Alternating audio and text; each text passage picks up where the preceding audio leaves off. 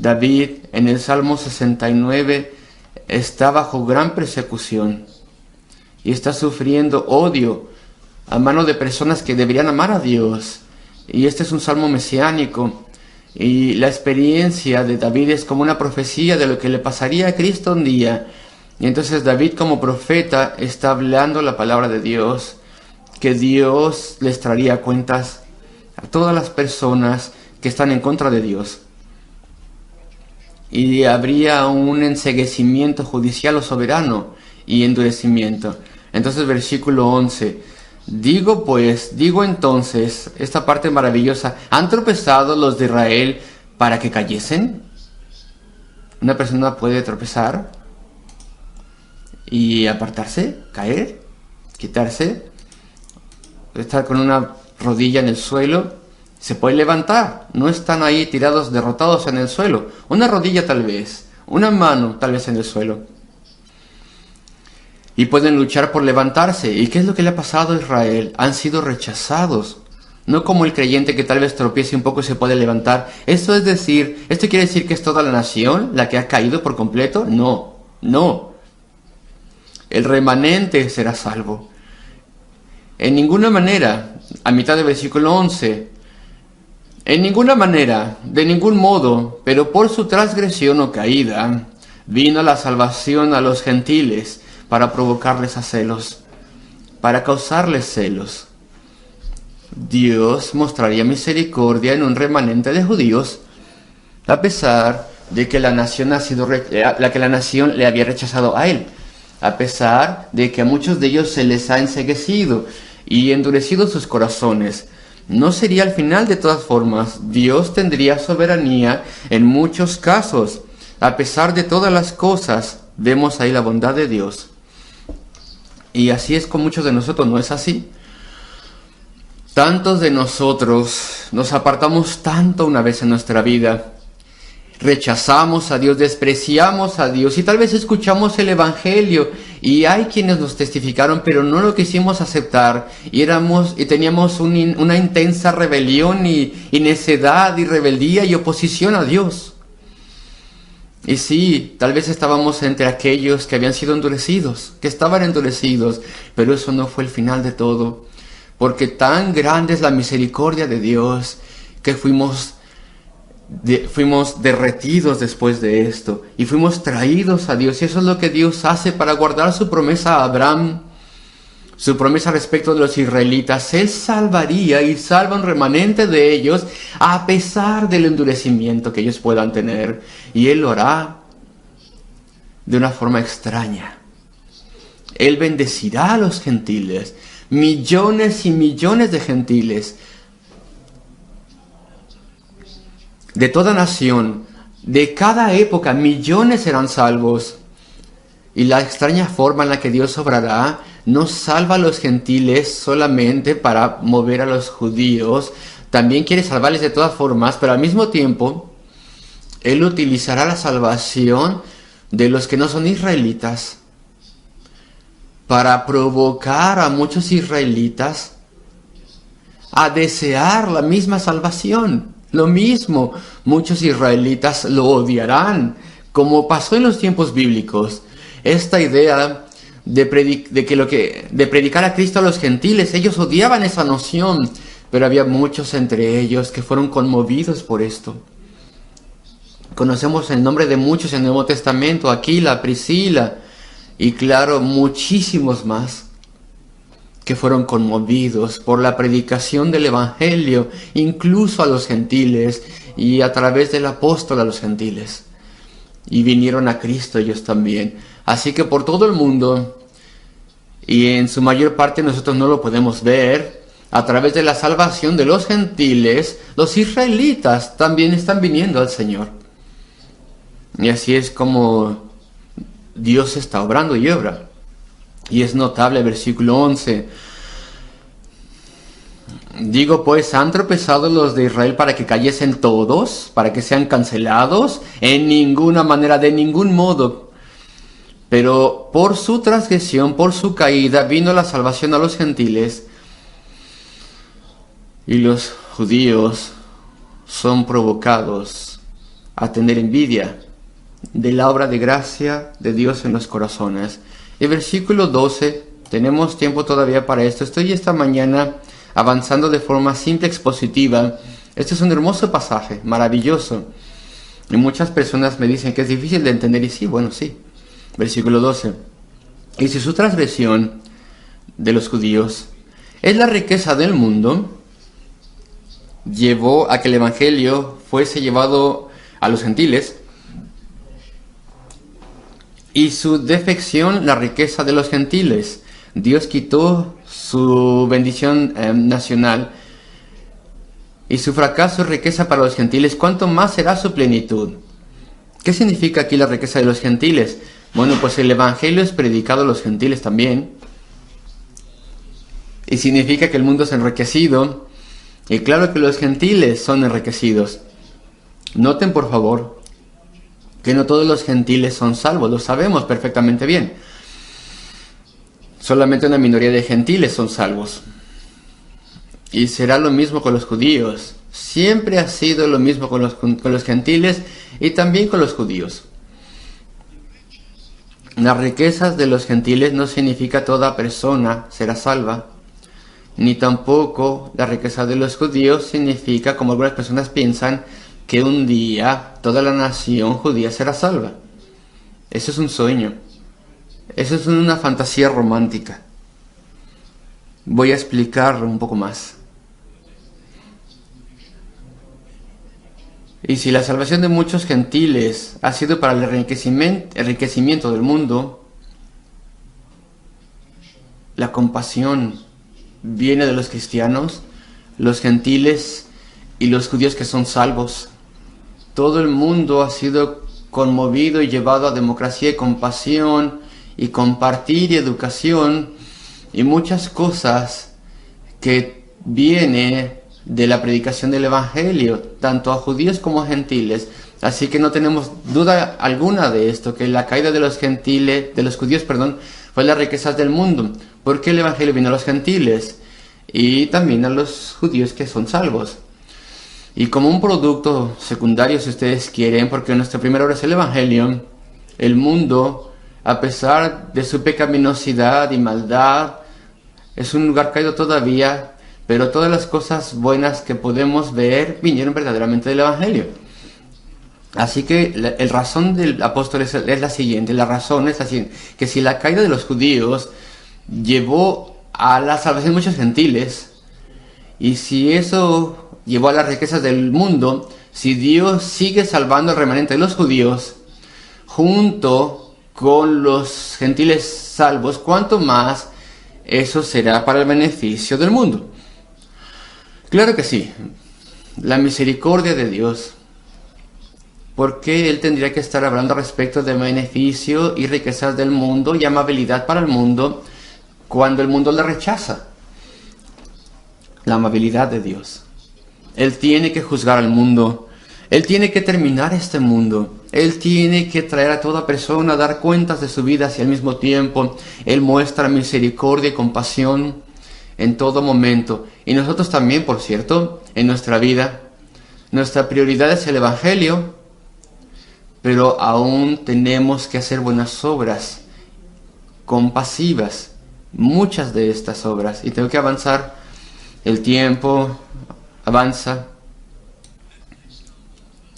Versículo 11. Han tropezado los de Israel para que cayesen en ninguna manera. La salvación vino a los gentiles, de modo que muchos judíos a su debido tiempo desearen la misma salvación. Ahora, si la caída de ellos es la riqueza del mundo, versículo 12, y su fracaso o defección la riqueza de los judíos, los gentiles, ¿cuánto más su plena restauración? Su plenitud. Algunas palabras ven que quiere decir aquí restauración y plenitud, y el llenar un número o algo así, dicen, habrá una obra magnífica a través de la cual todos los judíos serán salvos, dicen ellos. Sin embargo, aquí plenitud describe el número total de judíos que son elegidos y son salvos, su plena restauración o su plenitud. Puede ser que antes del final de los tiempos habrá un gran avivamiento, entre los judíos, puede ser que sí. Sería típico del Señor tomar el pueblo, que eran los más intransigentes y resistentes de todos, y hacer que la gracia triunfe sobre ellos antes de que se termine el día. Pero eso no necesariamente es lo que se está diciendo aquí. Cuanto más su plena restauración, o como dice la Biblia de las Américas, cuanto más será su plenitud. Siempre ha habido un remanente de judíos salvos desde el principio. Siempre ha habido un número específico, un remanente. En todo momento, en todo el Antiguo Testamento. Dice el apóstol Pablo, eso avanza, eso sigue. Habrá un remanente incluso a través de la época del Evangelio, hasta que la plenitud sea terminada, es el cierre del libro y cada elegido gentil y judío sean salvos. Pero cuanto más la bendición y la influencia, la compasión y la bondad, si estos judíos siguen siendo salvos y también los gentiles, y este es el argumento, cuánto más será de bendición lo que acabo de decir, versículo 13. Porque a vosotros hablo, gentiles, por cuanto yo soy apóstol a gentiles, honro mi ministerio. Me gozo en lo que Dios me ha dado por hacer, no lo merezco en absoluto, pero Él me ha dado tan gloriosa tarea. Hay tanto sufrimiento en esto, pero en lo que a mí respecta, una vez yo fui enemigo de Cristo, pero que ahora yo tenga esta tremenda y maravillosa tarea de ser el primer gran evangelista, el apóstol a los gentiles. Versículo 14, así es como Pablo lo ve. Si en alguna manera pueda provocar a celos a los de mi sangre y hacer salvos a algunos de ellos. Un versículo importante. El apóstol Pablo dice, y ya nos ha dicho dos veces, al principio de este capítulo y al principio del capítulo anterior y antes, Él nos ha dicho cómo anhela la salvación de los israelitas. ¿Acaso se va a apartar y ya no será un apóstol a los gentiles y va a seguir el deseo de su corazón? Evidentemente había mucha persecución. Y predicará solamente a los judíos, no. Iba a los judíos primeramente, sí. Iba a la sinagoga en todo el lugar. Primero que nada hacía eso y después se volvía a los gentiles. Pero no, él permanecía siendo el apóstol a los gentiles porque él sabía el plan de Dios y él sabía que Dios iba a utilizar la conversión de los gentiles para poder traer a muchos israelitas a sí mismo. Entonces él dice aquí, obro por la salvación de los gentiles y mi corazón está en ello y les amo. Pero no solamente eso, sino que también tengo este gran consuelo que a través de la salvación de los gentiles, israelitas también vendrán al Señor, muchos de ellos. Entonces, esto hace que mi motivación sea doble. Eso es lo que parece decir aquí. Versículo 14. Pues si en alguna manera pueda provocar a celos a los de mi sangre, a mis compatriotas, y hacer salvos a algunos de ellos, al remanente. Siempre hay un remanente. Algunos de ellos, algunos gentiles, algunos judíos. Porque si su exclusión, si el excluirlos a ellos es la reconciliación del mundo, ¿qué será su admisión sino vida de entre los muertos? No se está refiriendo al final, se está refiriendo a la forma en que Dios obrará a través de la época del Evangelio. Si los judíos continúan siendo convertidos y también los gentiles, ¿cuánto más? ¿Cuán maravilloso será esto? Versículo 15, tengo que terminar ya. Porque si su exclusión o si el excluirnos a ellos es la reconciliación del mundo, es decir, los gentiles, el mundo, se hace referencia a esta palabra a los gentiles, ¿qué será su admisión de estos judíos remanentes sino vida de entre los muertos? Sí, vida de entre los muertos. Si un judío es convertido, si yo soy convertido y tú, que nosotros que éramos ignorantes, muchos que tienen tal vez contexto pagano o un contexto ateo, lo que sea, pues es maravilloso que lleguen a salvación. Dios nos cambia. Dios cambia nuestro pensar. pone un deseo en nosotros de tener salvación y perdón. Qué transformación que hace que rebeldes lleguen a ser discípulos. Pero si nuestros fariseos son salvos, diría Pablo, eso es como una gracia doble. El fariseo estaba doblemente muerto. No solamente era un rebelde que no conocía nada, sino que era alguien que lo había escuchado todo, quien había sido enseñado desde niño y conocía exactamente la obra de Dios. Estaba casi en sus genes. Él tenía plena luz del día respecto de Dios, y en plena luz del día él rechazó la palabra de Dios y de forma orgullosa se hizo su propia forma de salvación. Si él es humillado y traído de vuelta de su posición endurecida a la salvación, pues el apóstol Pablo dice: es una doble maravilla, vida de los muertos. Vida de entre los muertos es así también para un gentil. Pero ahora podemos levantar la voz incluso, casi gritar: es vida de entre los muertos. Un fariseo, un escriba o algún israelita que sabía de las cosas de Dios y viene a salvación. Y eso es así, es lo que el apóstol está diciendo. Es algo maravilloso. Está hablando de su propia experiencia personal. Está hablando de lo que pasó en aquel entonces y lo que pasa ahora, antes de que venga el Señor. Porque si su exclusión, el excluirlos, es la reconciliación del mundo gentil, ¿qué será su admisión sino vida de entre los muertos? Han sido endurecidos, enceguecidos, casi doblemente muertos. Y aún así Dios muestra su misericordia y les salva. Pero todo lo mismo aplica a algunos de nosotros.